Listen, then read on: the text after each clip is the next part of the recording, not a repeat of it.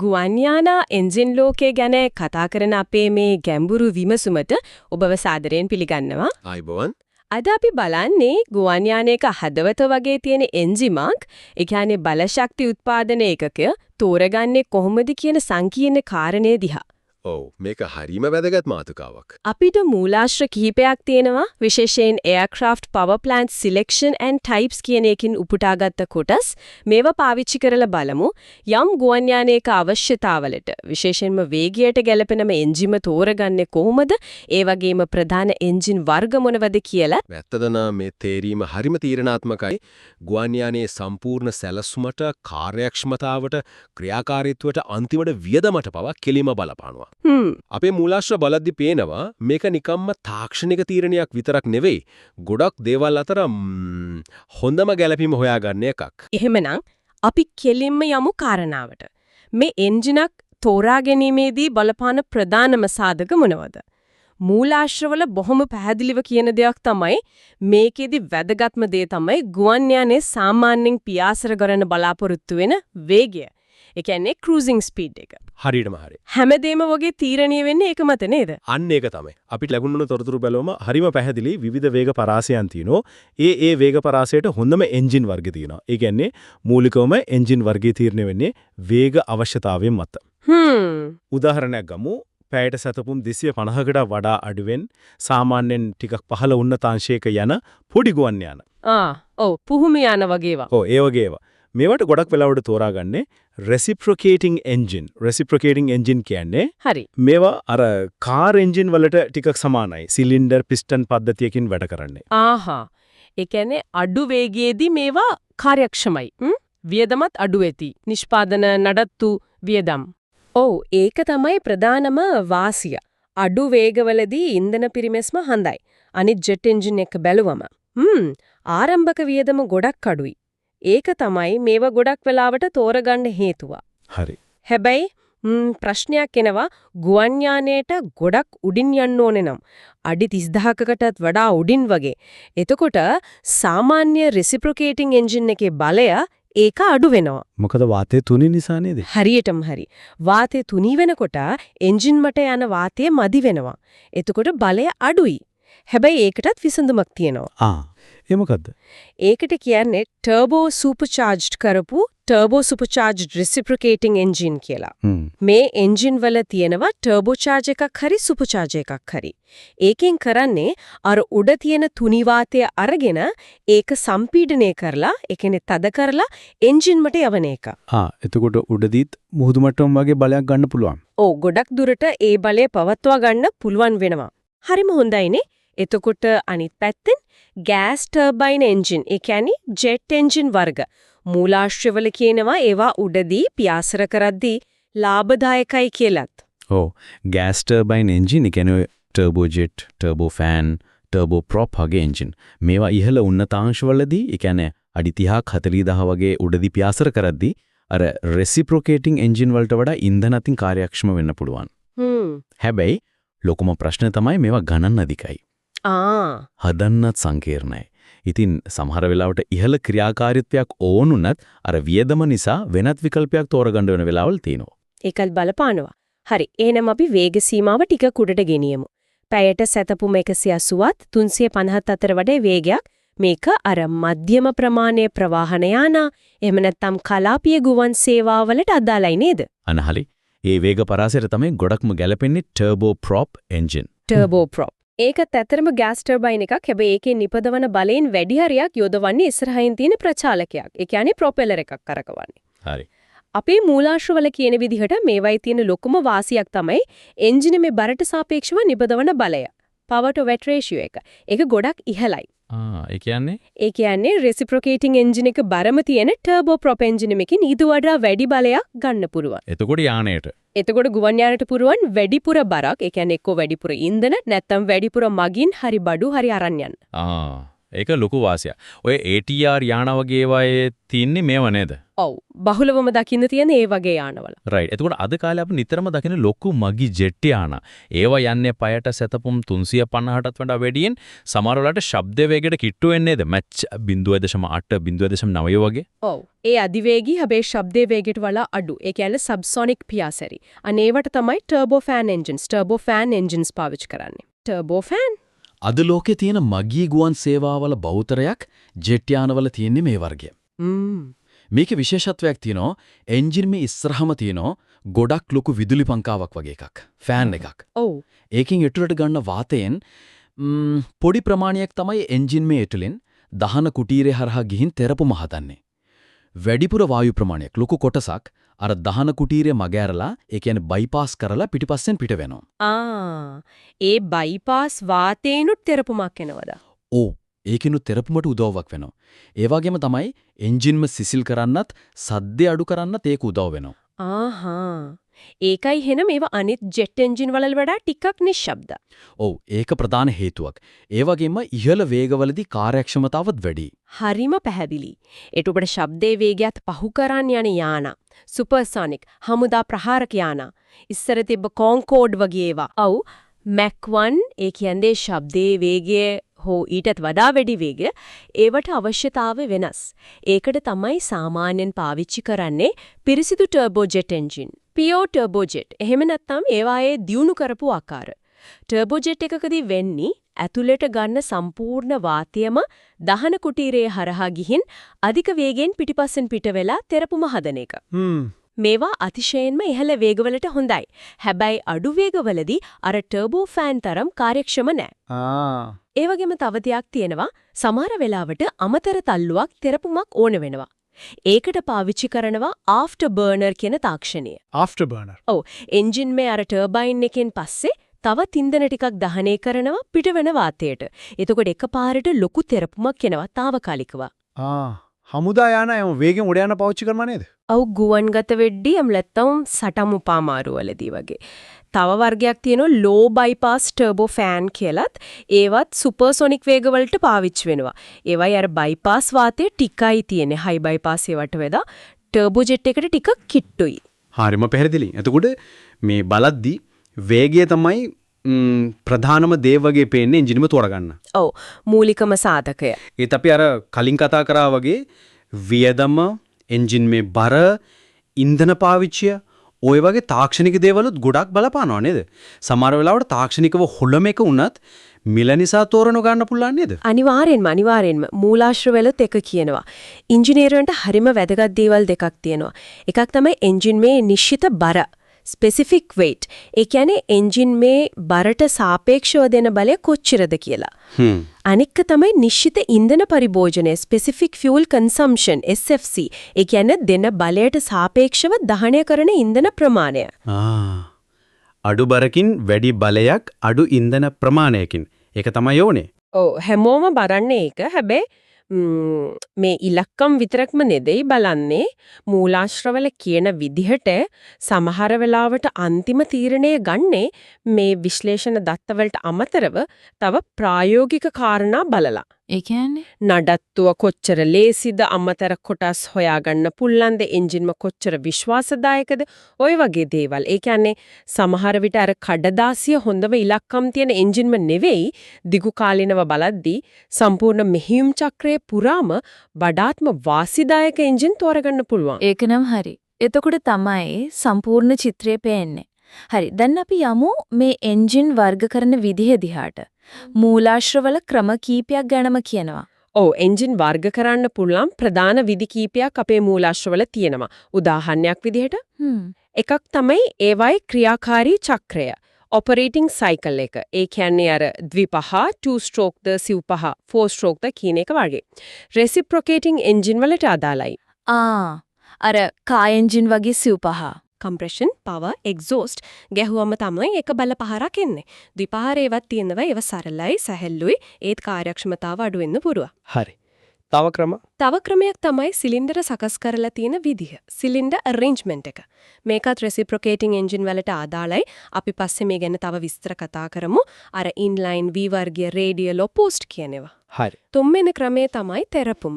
ඒ කියන්නේ thrust එක. හදන විදිහ. method of thrust production. ඒ කොහොමද? ඒ කියන්නේ ප්‍රචාලකයක් කරකවලා තෙරපුම හදන එන්ජින්ද අර reciprocating turboprop වගේ නැත්තම් කෙලින්ම ජෙට් එකක් විදිහට අධිවේගී වාතය පිට කරලා තෙරපුම හදන එන්ජින්ද turbojet turbofan කියන එක. ආහා ඒකත් වර්ගීකරණයක්. හැබැයි ඉතින් මේ කොහොම වර්ග කළත් මේ හැම එකකම යම්කිසි මූලික සමානකමක් තියෙනව නේද? මූලාශ්‍රවලය ගැනත් කියනවා. ඔව් ඒ තමයි මේ ඔක්කොම මේ හැම එන්ජින් එකම තාප එන්ජින්ස් කියන එක. තාප එන්ජින්. සරලවම කිව්වොත් මේ හැම එකකම මූලික වැඩේ තමයි ඉන්ධන, ඒ කියන්නේ පෙට්‍රෝල් හරි භූමි තෙල් වගේ දෙයක් හරි දහනය කරලා තාප ශක්තිය හදාගන්න එක. ඊට පස්සේ අනේ තාප ශක්තිය පාවිච්චි කරලා ඒක යාන්ත්‍රික ශක්තියක් බවට හරවනවා. ඒ කියන්නේ එක්කෝ මොකක් හරි පතුවලක් කරකවනවා නැත්නම් අධිවේගී වායු ජෙට් එකක් හදනවා. අන්තිමට ඒකෙන් තමයි ගුවන් යානය ඉස්සරහට තල්ලු කරන තෙරපුම thrust එක හැදෙන්නේ. හරිම සරල පැහැදිලි කිරීමක්. ඒ වගේම දැනට පාවිච්චි වෙන ගොඩක් ගුවන් යාන එන්ජින් අභ්‍යන්තර දහන එන්ජින් කියලාත් මූලාශ්‍රවල කියනවා. ඒ මොකක්ද? අභ්‍යන්තර දහනය කියන්නේ අර ඉන්ධනයි වාතයයි මිශ්‍ර වෙලා පිච්චෙන එක. ඒ කියන්නේ දහනය වෙන එක සිද්ධ වෙන්නේ එන්ජින් ඇතුළෙමයි. එක්කෝ සිලින්ඩරයක් ඇතුලේ නැත්තම් දහන කුටීරයක් ඇතුලේ. අර ඉස්සර තිබ්බ වාෂ්ප එන්ජින් වගේ බාහිර දහන එන්ජින් වලදී වෙන්නේ දහනේ එළිය වෙලා ඒකෙන් වතුර රත් කරලා හුමාලෙන් වැඩ ගන්න එකලයි. මෙතන එහෙම නෑ ඇතුළෙමයි වෙන්නේ. ඕ දහනේ කිලින්ම එන්ජින් මේ යාන්ත්‍රික කොටස් පන ගන්නවා. ගුවන් යානාවලට ඕන අර ඉහළ බල බර අනුපාතය. ඒ කියන්නේ අඩු බරකින් වැඩි බලයක්. ගන්න මේ අභ්‍යන්තර දහන එන්ජින් තමයි වඩාත්ම ගැලපෙන්නේ. හරි. එතකොට අර වර්ගීකරණ ලැයිස්තුවේ තව නම් වගේක් තිබුණා නේද? රෝටරි එන්ජින්, ස්පාර්ක් ඉග්නිෂන්, ඩීසල්, වායු සිසිලන, ද්‍රව සිසිලන ඔය වගේ. ඔව් ඒ තවත් විදිය. රොටරි එන්ජින් කියන්නේ අර පිස්ටන් වෙනුවට භ්‍රමණය වෙන රෝටරයක් තියෙන ඒවා. වංකෙල් එන්ජින් වගේ ඒවා පොඩි, කම්පනය අඩුයි, ඒත් කාර්යක්ෂමතාව කල්පවැතුම ගැන ප්‍රශ්න තියෙන පුළා. ගුවන් යානවල නම් හරිම අඩුයි. ස්පාර්ක් ඉග්නිෂන් කියන්නේ ඉන්ධන වායු මිශ්‍රණය පත්තු කරන්නේ ස්පාර්ක් ප්ලග් එකකින් එන ගිනි පුපුරකින්. සාමාන්‍ය පෙට්‍රල් එන්ජින් ඔක්කොම මේ වගේ. ගුවන් යාන රෙසිප්‍රොකේටිං එන්ජින් බහුතරයක් මේක. ඩීසල් කම්ප්‍රෙෂන් ඉග්නිෂන් කියන්නේ ස්පාර්ක් ප්ලග් එකක් නෑ. සිලින්ඩරය ඇතුලේ වාතය හොඳටම තද කරාම, ඒ කියන්නේ සම්පීඩනය කරාම ඒකේ රත් වෙනවා. අනේ රස්නට තමයි ඉන්ධන පත්තු වෙන්නේ. ගුවන් යානවල මේවත් අඩුයි. ඒ දැන් ඉන්ධන පිරිමැස්ම නිසා ටිකක් කතා වෙලවා. වායු සිසිලන, ද්‍රව සිසිලන කියන්නේ එන්ජිම නිවෙන විදිහ අපි දැන් ඉගෙන බලමු රෙසිප්‍රොකේටිං එන්ජින් යටතේ. හරි. ඒ වර්ගීකරණ ටිකත් පැහැදිලි. එහෙනම් දැන් අපි අර රෙසිප්‍රොකේටිං එන්ජින් ගැන තව ටිකක් විස්තර බලමු. මූලාශ්‍රවල කියන විදිහට මේවායේ කාලයක් තිස්සේ පාවිච්චි කරන සාර්ථක වෙච්ච සම්ප්‍රදායික කන්වෙන්ෂනල් සැලසුම් කීපයක් තියෙනවා. ඔව්. නිෂ්පාදකයෝ දියුණු කරපු ගොඩක් වෙලාවට දකින්න ලැබෙන මොස්තර කීපයක් තියෙනවා. මේවා වර්ග කරන්න පුරුම ප්‍රධාන විදි දෙකක් ගැන මූලාශ්‍රවල කියනවා. අපි කලිනුත් කිව්වනේ. ඔව්. එකක් තමයි සිලින්ඩර් සැකස්ම. සිලින්ඩර් තියලා තියෙන විදිය. ප්‍රධාන වර්ග හතරක් තියෙනවා. ඉන්ලයින්. සිලින්ඩර් ටික එක පේලියට තියෙන්නේ. V වර්ගය, V type. සිලින්ඩර් පේලි දෙකක් V අකුරේ හැඩයට එක දොම්බකරයකට ක්‍රැන්ක් ෂාෆ්ට් එකට සම්බන්ධ වෙලා තියෙන්නේ. රේඩියල්. සිලින්ඩර් ටික රවුමක හැඩයට එක දොම්බකරයක් වටේ තියෙන්නේ. පරණ යානාවල එම ගොඩක් දැකලා ඇතිනේ. ඔපෝස්ඩ්. සිලින්ඩර් පේලි දෙකක් එකිනෙකට විරුද්ධ පැත්තට දොම්බකරේ දෙපැත්තෙන් තියෙනවා. අර බොක්ස් එන්ජින්ම වගේ. ඔව්. අද කාලේ පොඩි ගුවන් යානවල ගොඩක්ම තියෙන්නේ මේ ඔපෝස්ඩ් එන්ජින්. මේවා පැතලිනේ. ඉතින් යානේ නහය පැත්තට ලස්සනට ගැලපෙනවා. හරි. අනිත් වර්ගීකරණය. අනිත් එක තමයි සිසිලන ක්‍රමය. method of cooling. එන්ජින්ම නිවන විදිහ. ද්‍රව වලින් නිවනවද liquid cooled නැත්නම් වාතයෙන් නිවනවද air cooled කියන එක. අන් දෙක ගැන මට තව ටිකක් දැනගන්න ඕන. වායු සිසිලනයයි ද්‍රව සිසිලනයයි. මොකද්ද මූලික වෙනස? ඇයි එකට අනිකට වඩා වාසි?